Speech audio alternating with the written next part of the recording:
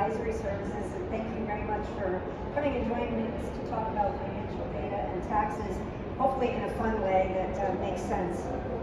So I'd like to introduce myself a little bit. I am the founder of Corporate Business Advisory Services. I own a 30-year-old practice, started in 1991, Northeast PA, brick and mortar, compliance, tax returns, bookkeeping, payroll, financial statements, and so forth.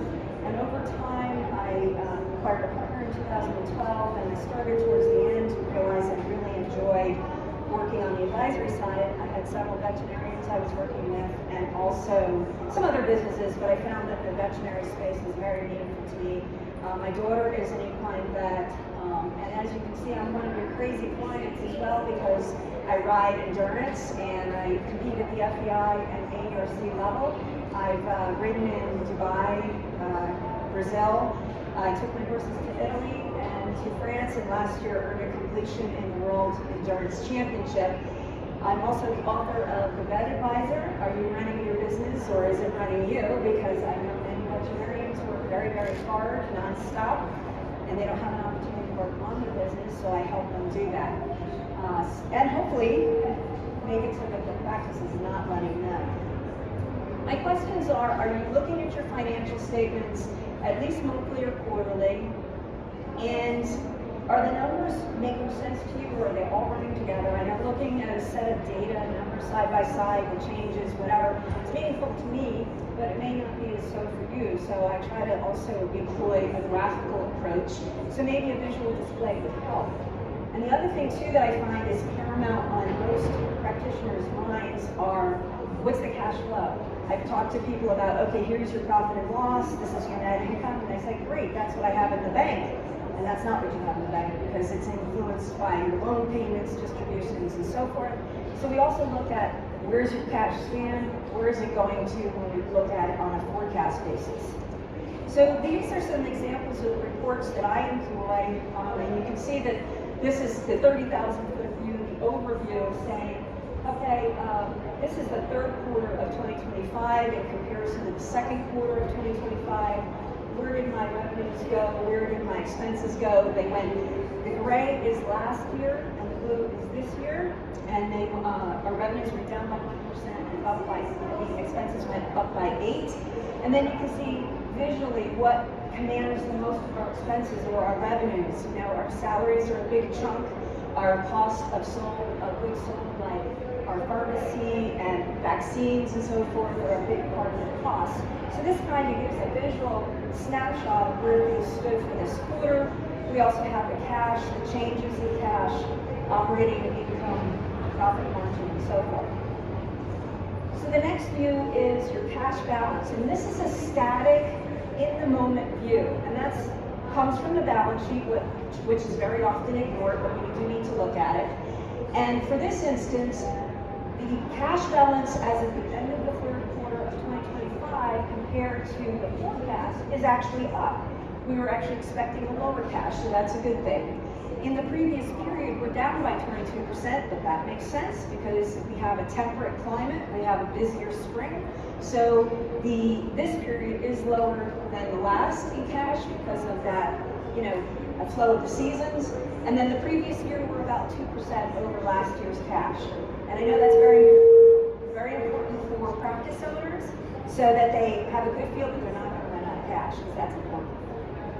And then if you like to look at the numbers, I know you're probably not going to be able to read the individual numbers, and that's fine, but if you see that there's red arrows and green arrows going in different direction, the red arrow of an expense going up, green arrow for revenue going up, red arrow for revenues going down, green arrow for getting your expenses down. So that's another way to look at it, say, let me just glance at this, and how does my actual look in the second quarter in comparison to my forecast for that quarter, because everybody should have a budget. I love budgets.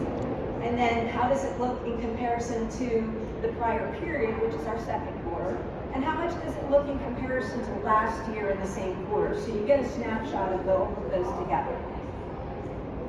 The next couple slides are really about how does this look in actual versus forecast? And what I do with my practice owners is we set up a budget forecast the end of this year for next. So when we go into the first of the month of January, we have just our budget going forward. But as we have an actual each month, that gets replaced, and we say, okay, we've done this for real.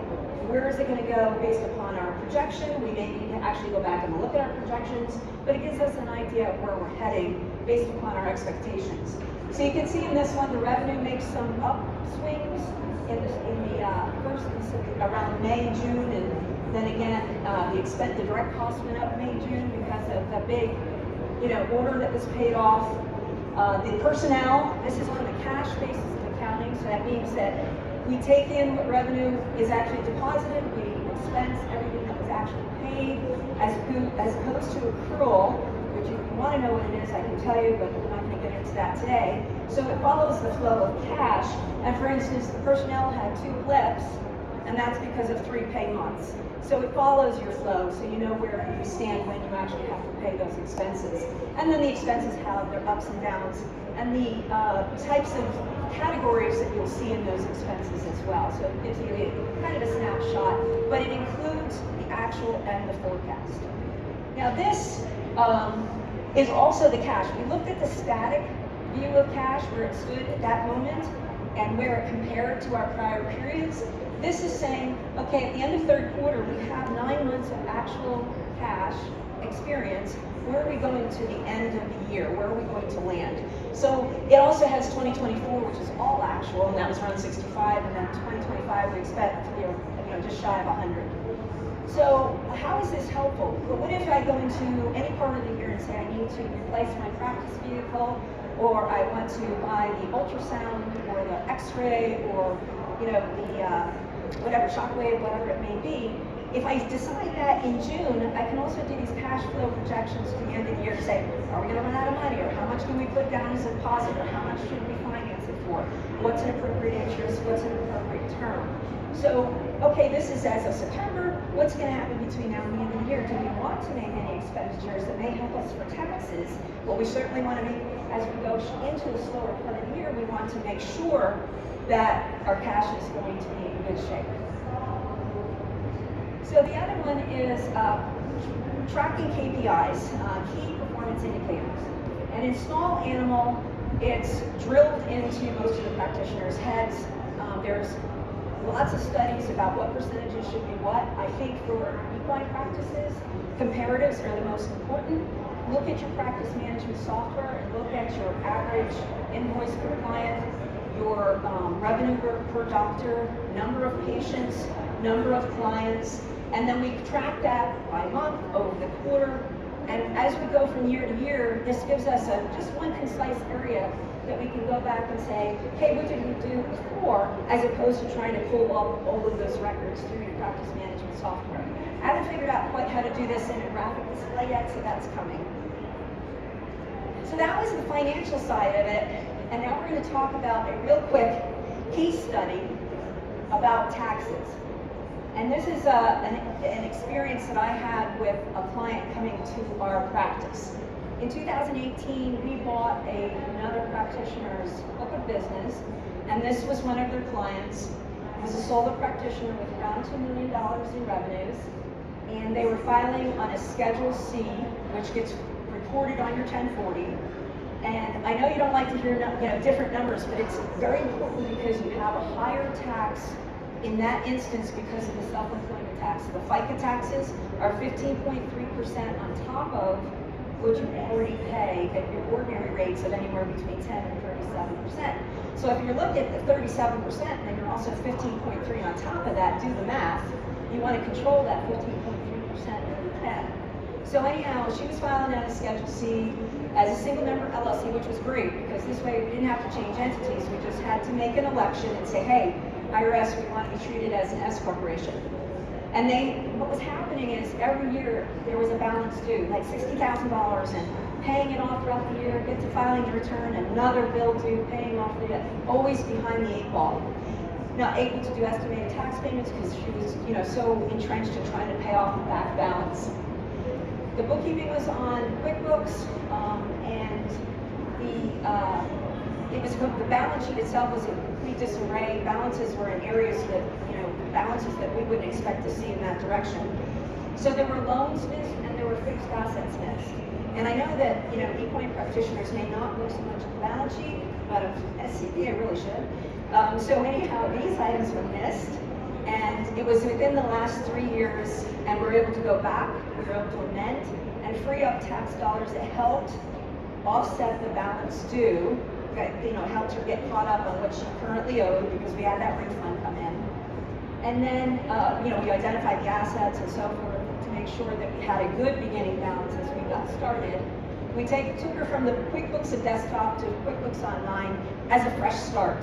And I'll just say that this was when I was in the compliance firm, so I don't necessarily do the bookkeeping, but I have absolutely wonderful relationships with some talented bookkeepers, so we can still do that.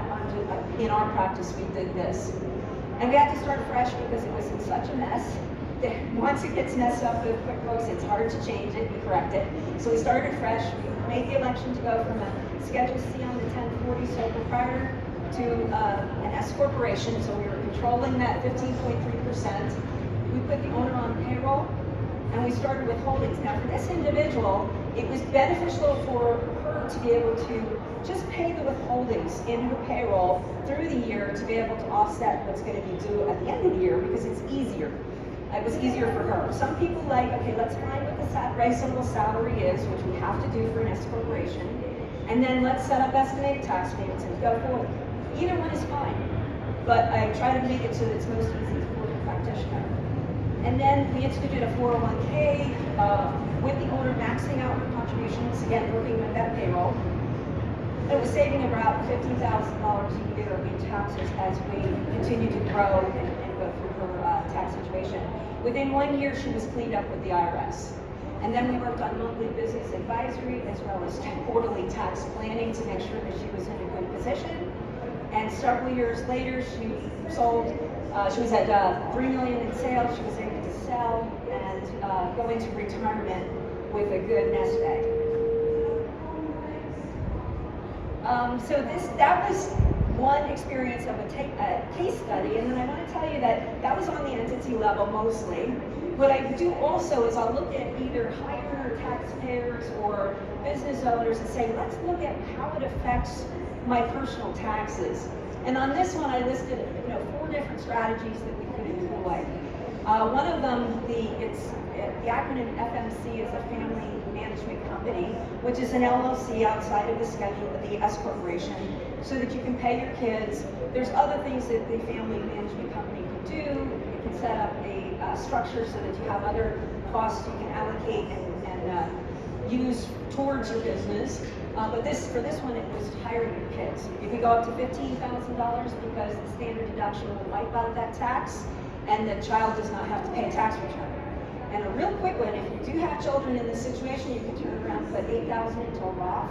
They continue to grow that. You can ultimately use it for education. You can touch that principal, and as long as you don't touch the earnings, then you're in a situation where it's another tax-free method in comparison to the 529 plan that's available for your kids for college.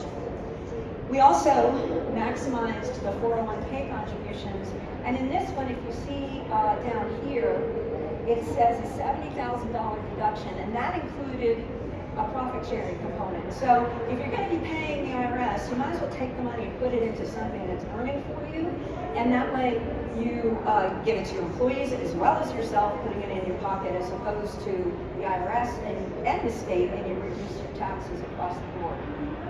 The other thing we had was on the entity level, we did have some fixed asset purchases, some equipment of about $100,000.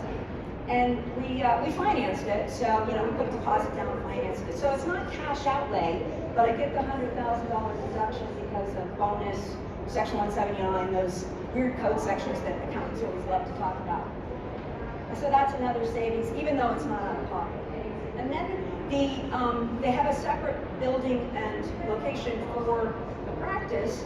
They own the building in an LLC that the practice pays for the rent and so forth. It separates and protects that for liability purposes. But the building was relatively new, so we decided, let's do a cost segregation study, because that gives us the ability to chunk that building down into pieces. Because if it's the whole building, it's 39 years. You get it ratably over that time period. But with a cost segregation, I can say, okay, you know what, this is 7-year property, this is 10-year property, and I get it much faster. And that has to be done by a cost segregation specialist. It's not something I do, but if you have the documentation, the IRS accepts that, and you get faster depreciation. And it's usually better for either new acquisitions or newer buildings.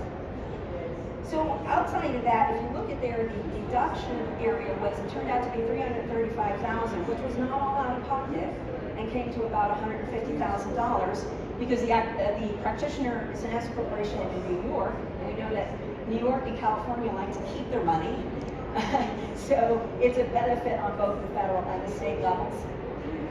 So each one of these strategies has things that we have to put in place. And so one of them I'm just showing you here as an example is hiring kids. What do we need to do? We need to create the FMC, the Family Management Company. We need to set them up on payroll, make sure we have workers' comp and unemployment, and set up the payroll situation, and track the hours, make sure you're paying them a fair salary. Make sure that's documented, because the IRS will come in and they'll say, you know what, it's documented, you're in good shape, there's no problem. So each one of those strategies would have a checklist like this to make sure that we put you in the right position. So that is it. Actually, I'm pretty quick. I thank you very much for the opportunity to be able to talk to you about your finances, putting them in a visual display versus looking at the numbers and having everything glaze over. And I wanted to let you know that I'm at booth 2653, so if you want to come talk to me, please talk to me here. I'd love to have a chat. I'm the author of The Vet Advisor. It's available on Amazon and Barnes & Noble, or you can get a free webpaper download off of my website, and it highlights what we're doing. Now, the book basically talks about the type of services, how we progress to have an understanding of what we do, and then also some practical advice on tax savings and standard operating procedures and an employee handbook, things that are kind of necessary but not necessarily addressed as well. My email is here as well, and if you scan the code, that will take you directly to my calendar and set up a free half-hour consultation. You can see if we're a good fit for one another, and then devise a plan from there. So I really appreciate your time. I hope this was helped you improve your knowledge and helps you in your practice.